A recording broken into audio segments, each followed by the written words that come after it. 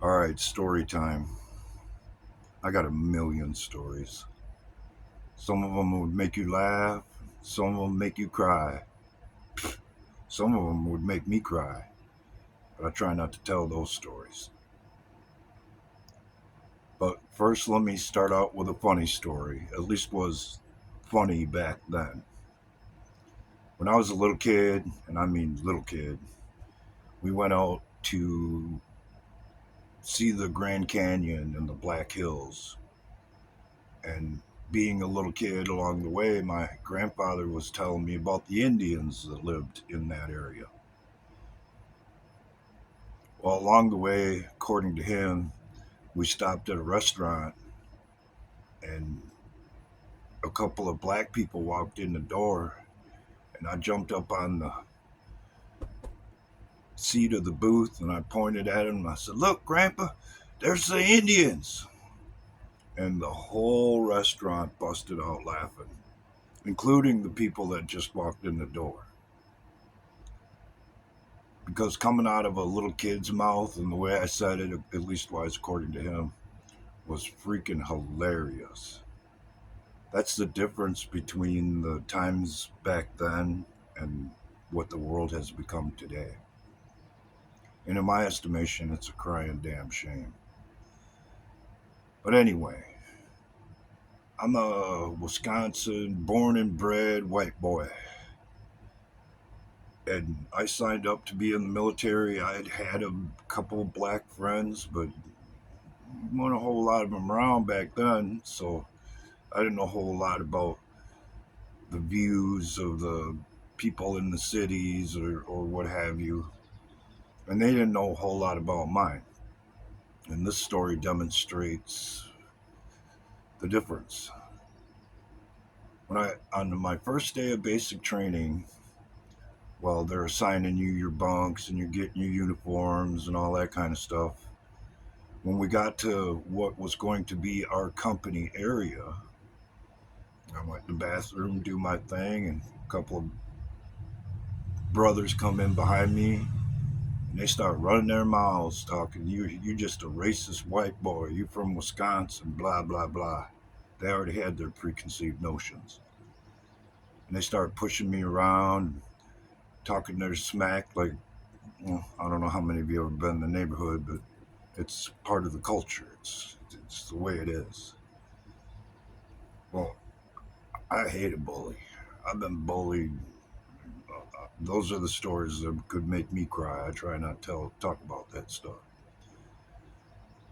So I stood my ground. I got one of them off of me, and I was going to get ready to work on the other one. All of a sudden, a drill sergeant comes busting through the door. "Get your asses out of here!" Well, they went out first, and I come out behind them, and the drill sergeant grabbed me by the shoulder, and he says, "You gonna fight them guys all by yourself?" Well, I stated the obvious. Well, what choice did I have? What was I gonna do? Curl up on the bathroom floor in the fetal position and let them kick my ass? I don't think so. Well, anyway, one of them guys was assigned to my platoon. He was actually, no, I don't think he was in my squad, or I don't even remember what the hell it's called now, but he was in my platoon. And over time, as he got to know me and so forth and so on, and the other guy was still in the same company, and they were buddies because they were from New York. And they came up to me later and they said, "Man, we were wrong about you. I'm real sorry that what happened happened." And that demonstrates the bias that we see today. How low does somebody's IQ have to be, or how willing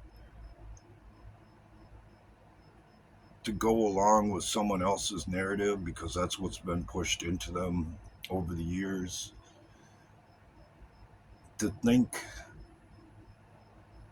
all of that about somebody you don't even know, someone you've never even met, someone who you've never even given a chance. That's the Democrat liberal philosophy. We hate you because of this, and we have our notions about you because of that. When they don't know you, they've never interacted with you. They don't. All they have is what they've been told.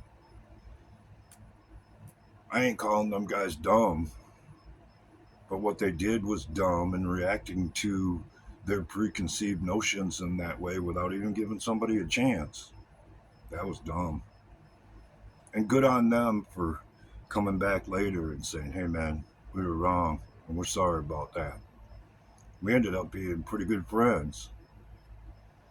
As a matter of fact, one of them guys was having trouble on the obstacle course, and I made it a point to be right there with him, pushing him so that he could make it to the end, not getting his ass chewed out because he wasn't getting it done the way they expected to get it done. So at this point, I'd like to issue a challenge to you personally, if you want to take the time to do it. Find another channel on YouTube that has more content than I do and less subscribers. Find another channel on YouTube that has more content on YouTube with less views. I think you'll have a hard time doing it. And it all goes back to the story I just told about my first day of basic training. They have their preconceived notions about you based on what they've been told or what have you, and they don't even know you. And they will react accordingly, and in Facebook's case, try and ruin your life and your livelihood because of it. I ain't too happy with the way YouTube operates, but like I said in a previous video, they're not taking food out of my stomach and reducing my ability or cutting my legs out from me so that I can't pay my tax bill and lose my freaking house, as humble and whatever as it might be. But it's unfair, it's unprofessional, and according to our Constitution, that ain't the way it's supposed to go. And last time I checked, Google, the parent company of YouTube, was a US based company. What does that mean? What are they doing? And how far are they willing to go to accomplish their goals? And whoop your ass in the bathroom when they don't even know you